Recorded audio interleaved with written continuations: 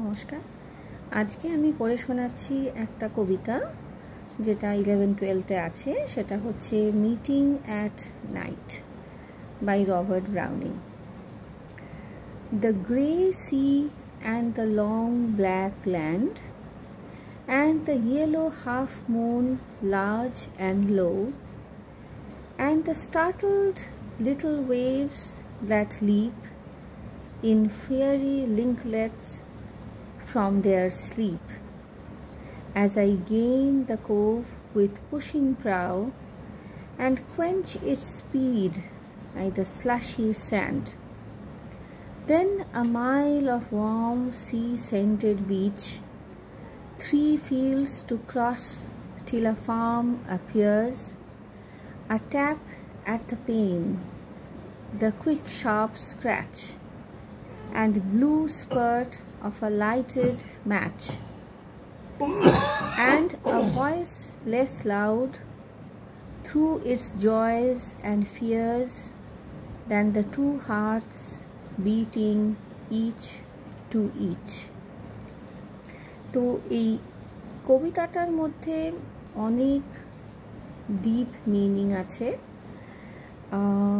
যেখানে লাভার দুজনে দেখা করার চেষ্টা আছে, আর একই সঙ্গে অনেকটা ভয় আছে, সন্দেহ আছে যে ওর প্রেমিকা এখনও ওর জন্যে ওয়েট করবে কি না।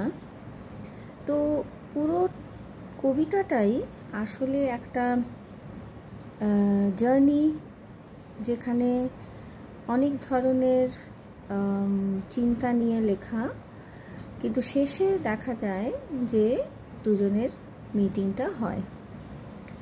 তো grey sea and long black ল্যান্ডের মধ্যে যেটা লুকিয়ে আছে ভাবনাটা, সেটা হচ্ছে যে একটা খুশির সমুদ্র নয় এখানে, তাই জন্যে গ্রে সি, যেখানে অনেক ভয় আছে, যেখানে অনেক উত্তাল আছে, কিন্তু সবটাই যেন ভেতরে অজানার একটা ভয়, আর রাস্তাটা যেন অনেক লম্বা, তাই জন্যে লং ব্ল্যাক ল্যান্ড, যেখানে খুব একটা খুশি নেই, আনন্দটা জানা নেই যে পাবে কি না, তাই জন্যে রাস্তাটা অনেক লম্বা।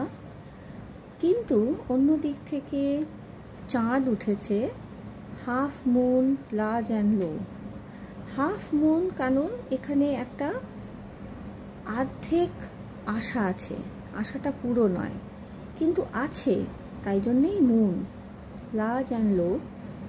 And the startled little waves that leap, যেটা ছোট ছোট একটা ঢেউয়ের মাথার মধ্যে যে চিকচিক করে ভেসে ওঠে একটা স্পার্কল, সেটা একটা আশার স্পার্কল আসলে, যে পুরো আশাটা চলে যায়নি, আশাটা আছে, ঢেউ আছে।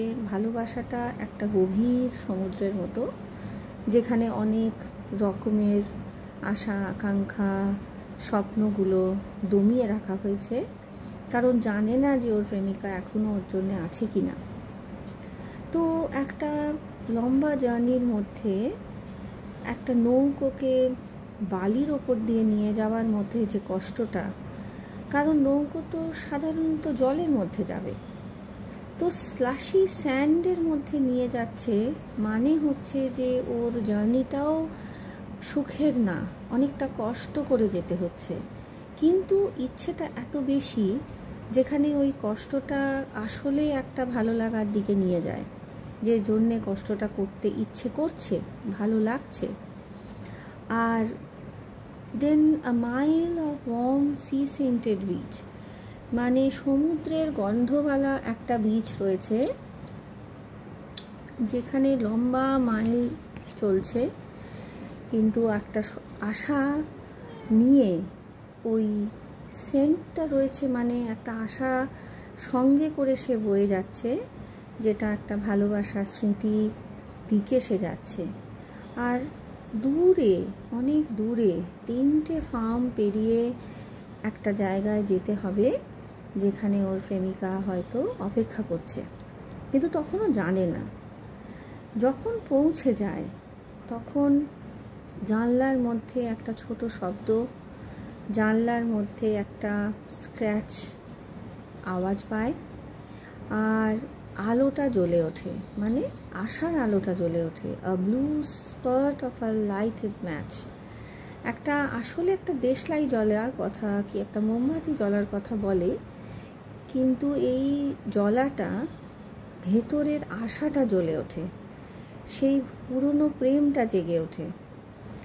And a voice less loud through its joys and fears. কথাগুলো অস্ফুটভাবে বেরোয়, অনেকটা আনন্দ, অনেকটা ভয় নিয়ে। শেষকালে then two hearts beating each to each, যেখানে দুটো হৃদয় একসঙ্গে মিশে যায়, এক নিঃশ্বাসের মধ্যে চলে যায়। তার মানে ওর প্রেমিকার সঙ্গে যে দেখা হলো সেটা একটা আনন্দের পরিণতি হলো। এত লম্বা জার্নির পরে, অনেক রকম ভয় ভাবনার পরে, অনেকটা চিন্তা, দুঃখ, কষ্ট পেরিয়ে সে শেষ পর্যন্ত ওর প্রেমিকাকে পেল এবং দেখল যে সেই ভালোবাসাটা দুজনের মধ্যেই খুব বেশি রকম আছে। এটাই হচ্ছে এটার মানে। তো মানেটা অনেকভাবে বিশ্লেষণ করা যায়। প্রত্যেকটা ওয়ার্ড যেটা বলা হয়েছে, প্রত্যেকটা ওয়ার্ডের পেছনে একটা ডিপ মিনিং আছে। যত বেশি পড়া হবে মিনিংগুলো তত বেশি বেরোতে থাকবে। রবীন্দ্রনাথের গল্পের মতন, রবীন্দ্রনাথের গানের মতো, যে যেমন যেমন আমরা বড় হই ঠিক তখন যেন মনে হয় যে গানটাকে আরও বেশি করে আমরা চিনতে পারছি। যে ছোটোবেলায় যখন গান গাইতাম তখন একটা মানে আমাদের মাথার মধ্যে আসতো, অনেক সময় মানে না বুঝেও গাইতাম। কিন্তু যত বড় হই, ইভেন একই বছরে একই গান যখন দুবার গাইছি, তখন দেখছি সেই গানের মানেটা যেন আরও গভীর, আরও গভীর, চোখে জল এনে দেয় আর গায়ে কাঁটা দিয়ে ওঠে যে কেউ এত বেশি ভাবলো কী করে, এত বেশি ভেতর থেকে জানলো কী করে। প্রত্যেক মানুষের ভেতরে যত রকমের আশা, আকাঙ্ক্ষা, দুঃখ, কষ্ট আছে, সব কিছু যেন সে জেনে আছে। ওই লাইনের মধ্যে, কবিতার মধ্যে সব কিছু খুব বেশি করে বলা আছে। তো সেরকম বিদেশি কবিদের মধ্যেও যারা আসলে অনেক পুরো তত্ত্ব নিয়ে আলোচনা করেছেন, তাদের মধ্যেও আমরা দেখি যে কবিতাটা যতবার পড়বেন ততবার ওর মানেটা আরও বেশি গভীর দিকে যাবে। তো বারে বারে রিডিং পড়া খুবই জরুরি। আর কানের মধ্যে শব্দগুলোকে শোনা এবং শব্দের ভালো লাগাটাকে পাওয়া হচ্ছে খুব জরুরি, যেটা শুধুমাত্র পরীক্ষার জন্যে, কোয়েশ্চেন আনসার লেখার জন্যে করার কোনো মানে হয় না। আমিও বিশ্বভারতী স্টুডেন্ট ছিলাম, কিন্তু আমার সব সময়ের পড়াশোনা এভাবেই আমি করতাম, যেখানে আমি আসল মানেটা বুঝতে পারি। কখনো মুখস্থ করতে হয়নি, অথচ আমি খুবই ভালো স্টুডেন্ট ছিলাম। সব সময় ফার্স্ট ক্লাস পেয়েছি, মাধ্যমিক থেকে এমএ অবধি সব সময়ই অনেকটা ভালোবাসা পেয়েছি টিচারদের কাছে, কারণ কখনো মুখস্থ করতে হয়নি।